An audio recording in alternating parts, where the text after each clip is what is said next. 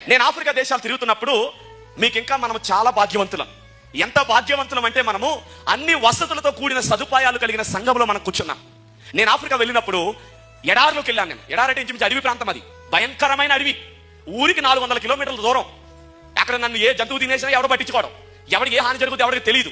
సరే, నన్ను తీసుకుని కారులో తీసుకుని ఇంచుమించు ఒక 20 మంది 4-5 కార్లు వేసుకుని అడవిలోకి తీసుకెళ్లారు. కరెంట్ లేదు, బాత్రూమ్ లేదు, పడుకోవడానికి మంచం లేదు, కనీసం గూడు లేదు నిద్రపోవడానికి. ఆ రాత్రి కాదు ఏమొచ్చి తినేస్తే నాకు తెలియదు. అలాంటి సిచ్యువేషన్లో వెళ్ళినప్పుడు అక్కడ ఉన్న విశ్వాసులు ఏర్పాటు చేసిన కోటాలు చూసి ఆశ్చర్యపోయాను నేను. ఏమేశారు తెలుసండి? కూర్చోడానికి టేకర్ అవి ఉంటాయి కదా, మోడులు, అవి నరికి 2 బద్దల కింద చేసి వై జంక్షన్ లాగా దానికి మోళ్లు నరికి భూమిలో పాతి ఆ కర్రలు అడ్డంగేశారు. కుర్చీలు లేవు అక్కడ. నీకు ఇలా చక్కగా సూటు బూట్లు వేసుకొచ్చి కుర్చీలో కూర్చున్నట్టు లేరు అక్కడ. అక్కడ ఎలా ఉంది? మోడు మీద కూర్చున్నారు. కూర్చుని పిల్లల్ని మనం ఎవరు అలా చెయ్యం, పిల్లల్ని వెనకాల కట్టుకుని వాళ్ళకున్న చున్నీలతో వెనక కట్టుకుని 2 చేతులతో వాళ్ళు నిద్రపోతున్నారు. 2 చేతులతో ఆరాధన చేస్తూ చప్పట్లు కొడుతున్నారు వాళ్ళ తల్లులు. అలా ఆరాధన చేస్తున్నప్పుడు నాకు అవకాశం వచ్చింది, వాక్యం చెప్పే అవకాశం. ఇంచుమించు ఒక 3000 మంది ఉన్నారు అక్కడ. అందరూ అడివాళ్లే. అలా ఏం తింటారో తెలియదు, ఎలా ఉంటారో నాకు తెలియదు, నేను ఏం అడగలేదు. కానీ నాకు బైబిల్లో లాజరు గుర్తొచ్చాడు. లాజరు దరిద్రుడే, కానీ విశ్వాస జీవితంలో నమ్మకస్తుడు, యథార్థవంతుడు. తినడానికి తిండి లేదు, దేవుని ఆరాధన విషయంలో ఎన్నడూ రాజీ పడలేదు. వింటున్నారా? తనకి కట్టుకోవడానికి వస్త్రం లేదు, కానీ ఆరాధన విషయంలో ఎన్నడూ దేవుని తక్కువ చేయలేదు.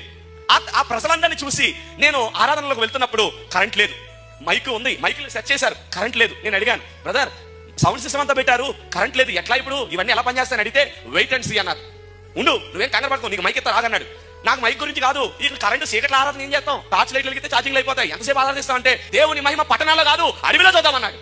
నిజమా బ్రదర్ అన్నాను. అప్పుడు ఏం చేశారు? మేము 4 కార్ల మీద వెళ్ళాం. ఇంకొక చోట నుంచి 4 కార్లు వచ్చినాయి. 8 కార్లు ఫుల్ ట్యాంకులు కొట్టారు, ఇంజిన్ ఆన్ చేశారు. ఒక కారులోంచి సౌండ్ సిస్టమ్ లోకి కరెంట్ లాగారు, మరొక కారులోంచి లైటింగ్ కి కరెంట్ లాగారు. మొత్తం ఇంజిన్ ఆన్ లోనే ఉన్నాయి. కూటం జరిగేంతసేపు కారులో డీజిల్ తగ్గిపోతానే ఉంది, కరెంటు వెలుగుతానే ఉంది, ఆరాధన జరుగుతానే ఉంది, విశ్వాసులు గంతులు వేస్తానే ఉన్నారు, నేను వాక్యం చెప్తానే ఉన్నాను, వాళ్ళు పాటలు పాడుతూనే ఉన్నారు. ఎక్కడా కూడా ఎవరు ఆరాధన విషయంలో తగ్గలేదు. నీకు ఫ్యాన్లు పెట్టి, ఏసీ పెట్టి, భవనం కట్టి, ఈ చైర్మన్ గారు, ఈ పాస్టర్లు ఇన్ని వసతులు పెడితే నువ్వు ఆరాధనకు రావడానికి పిల్లలు చక్క పెట్టాలని కాసేపు, భర్తను చక్క పెట్టాలని కాసేపు, ఇల్లు దిద్దాలని కాసేపు, ఇంత సమయాన్ని నువ్వు పాడు చేస్తున్నావే. ప్రభు వచ్చి నిన్ను లెక్క అడిగినప్పుడు నువ్వేం సమాధానం చెప్తావు? నేను నీకు సమయం ఇచ్చాను, నువ్వు సద్వినియోగం చేసుకున్నావా? బైబిల్ ఒక మాట ఉంది, దినములు చెడ్డవి గనుక సమయమును పోనీయక ఏం చేసుకోమన్నాడు? సద్వినియోగం చేసుకోమన్నాడు. అంతేనా? వాళ్ళ అడవిలో ఏం చేశారు? కరెంట్ లేదు, ఏం చేశారు? కారుని సద్వినియోగం చేశారు. నేను చూసి ఆశ్చర్యపోయిన విషయం ఏంటో తెలుసా? 3000 మంది పైన ఉన్నారు. వాళ్ళు దయ్యాలు ఎవరు వెళ్ళగొడుతున్నారు తెలుసా అండి? ప్రజల నుంచి పాస్టర్లు కాదండి, విశ్వాసి. ఒక విశ్వాసి ఇంకొక వ్యక్తికి దయ్యం పట్టి ప్రార్థన చేస్తుంటే ఆ విశ్వాసి ప్రార్థనకి దయ్యం మారిపోతుంది అక్కడ.